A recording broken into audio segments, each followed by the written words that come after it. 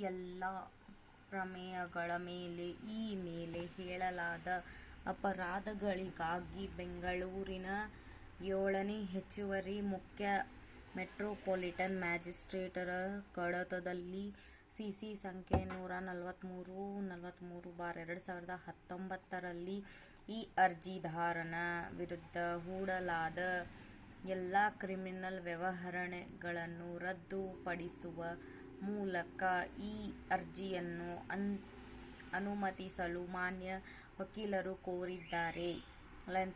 ಇದಕ್ಕೆ ವಿರುದ್ಧವಾಗಿ ರಾಜ್ಯದ ಪರ ಮಾನ್ಯ ಎಚ್ಸಿಜಿಪಿಯು ತನ್ನ ವಾದ-ವಿವಾದದ ಸಮಯದಲ್ಲಿ ಆರೋಪ ಪಟ್ಟಿಯಲ್ಲಿ ಆರೋಪಿಗಳೆಂದು ಹೇಳಲಾದ 3 ವ್ಯಕ್ತಿಗಳು ಆರೋಪ ಪಟ್ಟಿಯಲ್ಲಿ ಹೇಳಲಾದ ಹಣವನ್ನು ಹಂಚಿಕೆ ಮಾಡಲು ಬಾತ್ಮೀದಾರರ ಅಥವಾ ಏಜೆಂಟು ಅಥವಾ ಯಾರೇ ಮಧ್ಯವರ್ತಿಯ ಮೂಲಕ ಸಾರ್ವಜನಿಕರನ್ನು ವಂಚಿಸುವ ಸಲುವಾಗಿ ಕಪ್ಪು ಹಣವನ್ನು ಬಿಳಿ ಹಣವನ್ನಾಗಿ ಪರಿವರ್ತಿಸುವಲ್ಲಿ ತೊಡಗಿದ್ದರು ಎಂದು ಮಲ್ಲೇಶ್ವರಂನ ಸಂಪಿಗೆ ರಸ್ತೆಯ ಕಾಫಿ ಡೇ ಸೆಂಟರ್ನ ವ್ಯಾಪ್ತಿಯಲ್ಲಿ 4/9/2015 ರಂದು ಅಪರಾಧ ಸಂಖ್ಯೆ 268/2015 ಕ್ಕೆ ಸಂಬಂಧಿಸಿದಂತೆ ಈ ಅರ್ಜಿದಾರನ ವಿರುದ್ಧ ತನಿಖಾಧಿಕಾರಿಯು ಸಲ್ಲಿಸಿದ ಆರೋಪಪಟ್ಟಿಯ ಅಂಶಗಳನ್ನು ನನ್ನ ಗಮನಕ್ಕೆ ತಂದಿದ್ದಾರೆ. ತಮ್ಮ ಸಿಬ್ಬಂದಿ ಮತ್ತು ಪಂಚರನ್ನು ಒಳಗೊಂಡ ತಂಡವನ್ನು ಮುನ್ನಡೆಸುತ್ತಿದ್ದ 2ನೇ ದೂರುದಾರರು ಸ್ಥಳಕ್ಕೆ ಪ್ರವೇಶಿಸಿ ಕ್ರಿಮಿನಲ್ ಸಂಖ್ಯೆ 268/2015 ರಲ್ಲಿನ ಈ ಅರ್ಜಿದಾರನೂ ಸೇರಿದಂತೆ ಆರೋಪಿಗಳನ್ನು ದಸ್ತಗಿರಿ ಮಾಡಿ ಜಪ್ತಿ ಮಹಜರ ಅಡಿಯಲ್ಲಿ 1 ರಿಂದ 4 ರವರೆಗಿನ ವಸ್ತುಗಳನ್ನು ವಶಪಡಿಸಿಕೊಂಡಿದ್ದಾರೆ.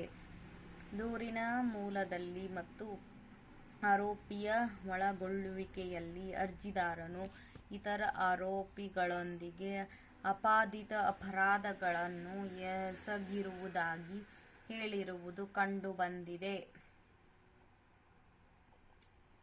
ಒಂದು ವೇಳೆ ಆರೋಪಿಯು ಎಲ್ಲ ಕ್ರಿಮಿನಲ್ ವ್ಯವಹಾರಗಳ ರದ್ದತಿಗೆ ಅರ್ಹನಾಗಿದ್ದರೆ ಖಂಡಿತವಾಗಿಯೂ ಅಲ್ಲಿ ಕಾನೂನು ಪ್ರಕ್ರಿಯೆಯ ದುರುಪಯೋಗವಾಗುತ್ತದೆ. ಆದುದರಿಂದ ಈ ಮೊಕದ್ದಮೆಯಲ್ಲಿ ಅರ್ಜಿದಾರರ 4ನೇ ಆರೋಪಿಯು ವಿಚಾರಣೆಯನ್ನು ಎದುರಿಸುವ ಅಗತ್ಯವಿದೆ ಮತ್ತು ಪ್ರಾಸಿಕ್ಯೂಷನ್ ಆರೋಪಿಯ ವಿರುದ್ಧದ ವಾದವನ್ನು ಸಾಬೀತುಪಡಿಸಲು ಮುಖ್ಯ ಸಾಕ್ಷ್ಯಗಳನ್ನು ವಿಚಾರಣೆ ಮಾಡಬೇಕು.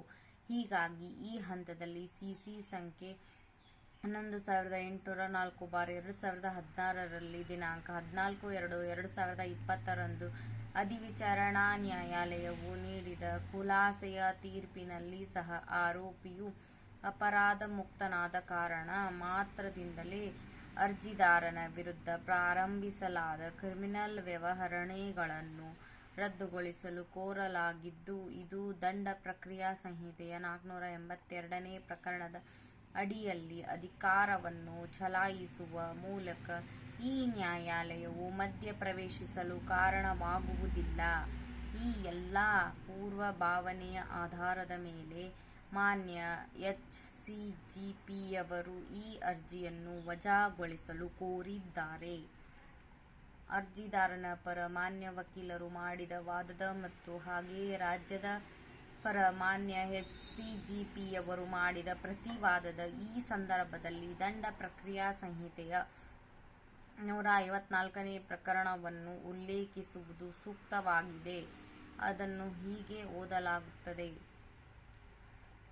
ಸಂಜ್ಞೇಯ ಅಪರಾಧ ಮಾಡುವುದಕ್ಕೆ ಸಂಬಂಧಿಸಿದ ಪ್ರತಿಯೊಂದು ಸಮಾಚಾರವನ್ನು ಪೊಲೀಸು ಠಾಣೆಯ ಆಡಳಿತವನ್ನು ಹೊಂದಿರುವ ಒಬ್ಬ ಅಧಿಕಾರಿಗೆ ಬಾಯಿ ಮಾತಿನಲ್ಲಿ ಕೊಟ್ಟಿದ್ದರೆ ಆತನು ಅಥವಾ ಆತನ ನಿರ್ದೇಶನದ ಮೇರೆಗೆ ಅದನ್ನು ಬರವಣಿಗೆಗೆ ಇಳಿಸತಕ್ಕದ್ದು ಮತ್ತು ಸಮಾಚಾರ ಕೊಟ್ಟವನಿಗೆ ಓದಿ ಹೇಳತಕ್ಕದ್ದು ಮತ್ತು ಬರಹದಲ್ಲಿ ಕೊಡಲಾದ ಅಥವಾ ಮೇಲೆ ಹೇಳಿದಂತೆ ಬರವಣಿಗೆಗೆ ಇರಿಸಲಾದ ಅಂತಹ ಪ್ರತಿಯೊಂದು ಸಮಾಚಾರಕ್ಕೂ ಅದನ್ನು ಕೊಡುವ ವ್ಯಕ್ತಿಯು ಸಹಿ ಮಾಡತಕ್ಕದ್ದು ಮತ್ತು ಅದರ ಸಾರಾಂಶವನ್ನು ಈ ಬಗ್ಗೆ ರಾಜ್ಯ ಸರ್ಕಾರ ನಿಯಮಿಸಬಹುದಾದ ನಮೂನೆಯಲ್ಲಿ ಅಂತಹ ವಿಚಾರಣೆಯು ಇಟ್ಟಿರುವ ಒಂದು ಪುಸ್ತಕದಲ್ಲಿ ಬರೆಯತಕ್ಕದ್ದು.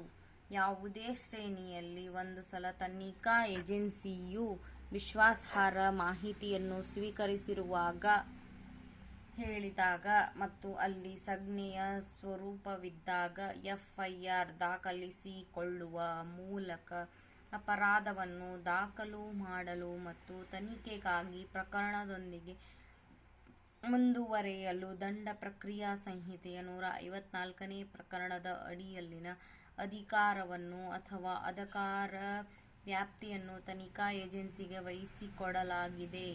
13. ಆದರೆ ಸದ್ಯದ ಪ್ರಕರಣದಲ್ಲಿ ಮಲ್ಲೇಶ್ವರಂನ ಸಂಪಿಗೆ ರಸ್ತೆಯ ಕಾಫಿ ಡೇ ಸೆಂಟರ್ನಲ್ಲಿ 3 ವ್ಯಕ್ತಿಗಳು ಕಮಿಷನ್ ಹಣಕ್ಕಾಗಿ ಕಪ್ಪು ಹಣವನ್ನು ಬಿಳಿ ಹಣವನ್ನಾಗಿ ಪರಿವರ್ತಿಸುವುದಾಗಿ ಆಶ್ವಾಸನೆ ನೀಡುವ ಮೂಲಕ ಜನರಿಗೆ ಮೋಸ ಮಾಡಲು ಪ್ರಯತ್ನಿಸುತ್ತಿದ್ದರು ಎಂದು ಸುವರ್ಣ ಟಿವಿ ಚಾನೆಲ್ನಿಂದ ಅಜಿತ್ ಕುಮಾರ್ ಎಂಬುವರಿಂದ ಡಿಸಿಪಿ ಸ್ಟ್ಯಾಂಡ್ ವಿಶ್ವಾಸಾರ್ಹ ಮಾಹಿತಿಯನ್ನು ಪಡೆದಿದ್ದರು. ಅದರ ಆಧಾರದ ಮೇಲೆ ಎರಡನೇ ದೂರುದಾರರು ತನ್ನ ಸಿಬ್ಬಂದಿ ವರ್ಗ ಮತ್ತು ಪಂಚ ಸಾಕ್ಷಿದಾರರೊಂದಿಗೆ ಬಂದು ಅರ್ಜಿದಾರನು ಸೇರಿದಂತೆ ಆರೋಪಿಗಳನ್ನು ದಸ್ತಗಿರಿ ಮಾಡಿ ಮತ್ತು ಪಂಚ ಸಾಕ್ಷಿದಾರರ ಸಮ್ಮುಖದಲ್ಲಿ ಜಪ್ತಿ ಮಹಜರ ಮೇರೆಗೆ 1 ರಿಂದ 13 ವರೆಗಿನ ವಸ್ತುಗಳನ್ನು ವಶಪಡಿಸಿಕೊಂಡರು ಹಾಗೂ ಸಿಸಿ ಸಂಖ್ಯೆ 143/2019 ಅರ್ಜಿದಾರನ ವಿರುದ್ಧ ವಿಭಜಿತ ಆರೋಪ ಪಟ್ಟಿಯನ್ನು ಸಲ್ಲಿಸಿದ್ದರು. 14 ಸಿಸಿ ಸಂಖ್ಯೆ 11,804/2016 PW1 ಎಂದು ವಿಚಾರಣೆಗೆ ಒಳಗಾಗದ CW8 ASI ದಿನಾಂಕ 12/2/2016 ಆತನು CW4 ಎಂದರೆ ಶ್ರೀ ಎಸ್. ಜಾನ್ ಧುರೈ ಎಂಬುವವನು ಪತ್ತೆ ಮಾಡಲು ಚೆನ್ನೈಗೆ ಹೋಗಿದ್ದನು. ವಿಚಾರಣೆಯಲ್ಲಿ ಆತನಿಗೆ CW4 ಹುಷಾರಿಲ್ಲದೆ ಹಾಸಿಗೆ ಹಿಡಿದಿದ್ದಾನೆಂದು ತಿಳಿಯಿತು ಮತ್ತು ಅವನು ತಿರುಚಿನಲ್ಲಿ ಜೆನೆಸಿಸ್ ಎಜುಕೇಷನಲ್ ಚಾರಿಟೇಬಲ್ ಟ್ರಸ್ಟ್ ಎಂಬ ಹೆಸರಿನ ಟ್ರಸ್ಟ್ ಅನ್ನು ನಡೆಸುತ್ತಿದ್ದನು ಮತ್ತು ಯಾರೋ ಒಬ್ಬರು ಅವನ ಟ್ರಸ್ಟ್ನ ಲೆಟರ್ ಪ್ಯಾಡ್ಗಳನ್ನು ದುರುಪಯೋಗ ಮಾಡಿದ ಕಾರಣ ಅವನ್ನು 2010ರಲ್ಲಿ ಮುಚ್ಚಲಾಯಿತು ಎಂದು ಹೇಳಿಕೆ ನೀಡಿದ್ದಾರೆ. ಸದರಿ ಮೊಕದ್ದಮೆಯಲ್ಲಿ PW2 ಎಂದು ವಿಚಾರಣೆಗೊಳಪಟ್ಟ PSI ಆದ CW9 ಶ್ರೀನಿವಾಸಯ್ಯ HR ತಾನು ದಿನಾಂಕ 4/9/2015 CW1 ದೂರನ್ನು ಸ್ವೀಕರಿಸಿದ್ದನೆಂದು ಅದರ ಆಧಾರದ ಮೇಲೆ ಅವನ ಎಫ್ಐಆರ್ ದಾಖಲಿಸಿಕೊಂಡನು ಮತ್ತು ನಿಶಾನೆ P1 ರಿಂದ P4 ವರೆಗಿನ ನಿಶಾನೆಗಳ ಮೇರೆಗೆ ಬೆಂಗಳೂರಿನ ಸಿಸಿಬಿಯಿಂದ ದಸ್ತಾವೇಜುಗಳ ಜೆರಾಕ್ಸ್ ಪ್ರತಿಗಳನ್ನು ಪಡೆದನು ಮತ್ತು ಅವರು 1 ರಿಂದ 5ನೇ ವರೆಗಿನ ಆರೋಪಿಗಳ ಸ್ವ-ಇಚ್ಛಾ ಹೇಳಿಕೆಗಳನ್ನು ಹಾಗೂ CW2, 3, 5 ರಿಂದ 8 ವರೆಗಿನ ಹೇಳಿಕೆಗಳನ್ನು ದಾಖಲಿಸಿಕೊಂಡನು. ತನಿಖೆ ಮುಕ್ತಾಯವಾದ ನಂತರ ಅವನು ಆರೋಪಿಗಳ ವಿರುದ್ಧ ಆರೋಪ ಪಟ್ಟಿಯನ್ನು ಸಲ್ಲಿಸಿದ್ದನು.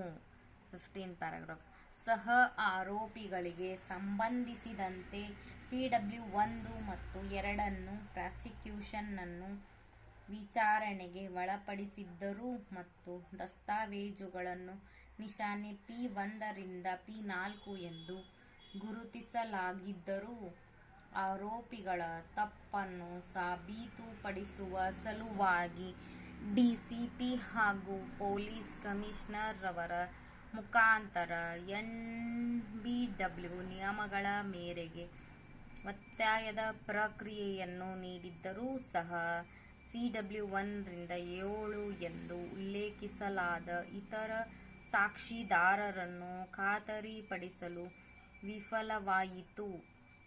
16 ಆದರೆ ಖುಲಾಸೆಯ ತೀರ್ಪಿನಲ್ಲಿ ಅಧಿವಿಚಾರಣಾ ನ್ಯಾಯಾಲಯವು ವರದಿಯಾದ ಸ್ಟೇಟ್ ಬ್ಯಾಂಕ್ ಆಫ್ ಕರ್ನಾಟಕ ವಿರುದ್ಧ ಲಕ್ಷ್ಮಪ್ಪ ಮತ್ತು ಇತರರು ಮೊಕದ್ದಮೆಯಲ್ಲಿ ಒಂದು ಉದಾಹರಣೆಯನ್ನು ಉಲ್ಲೇಖಿಸಿದೆ. ಅದರಲ್ಲಿ ಗಾಯಗೊಂಡ ಸಾಕ್ಷಿಗಳಿಗೆ ಜಾಮೀನುರಹಿತ ವಾರಂಟುಗಳನ್ನು ನೀಡಿದ್ದರೂ ಅವರನ್ನು ಪ್ರಾಸಿಕ್ಯೂಷನ್ ಹಾಜರುಪಡಿಸುತ್ತಿಲ್ಲ ಎಂದು ಹೇಳಲಾಗಿದೆ ಹಾಗೂ ಪ್ರಕರಣವು ಖುಲಾಸೆಯಲ್ಲಿ ಕೊನೆಗೊಂಡಿತು. ರಾಜ್ಯವು ಅಪೀಲಿನಲ್ಲಿ ಸಾಕ್ಷ್ಯವನ್ನು ಮುನ್ನಡೆಸುವ ಅವಕಾಶವನ್ನು ಪ್ರಾಸಿಕ್ಯೂಷನ್ಗೆ ಒಂದು ಸಲ ಮಾತ್ರ ನೀಡಲಾಗುವುದು ಎಂಬುದನ್ನು ಗಮನಿಸಿ ಪ್ರಕರಣವನ್ನು ಪುನಃ ತೆರೆಯಲು ನಿರಾಕರಿಸಿತು.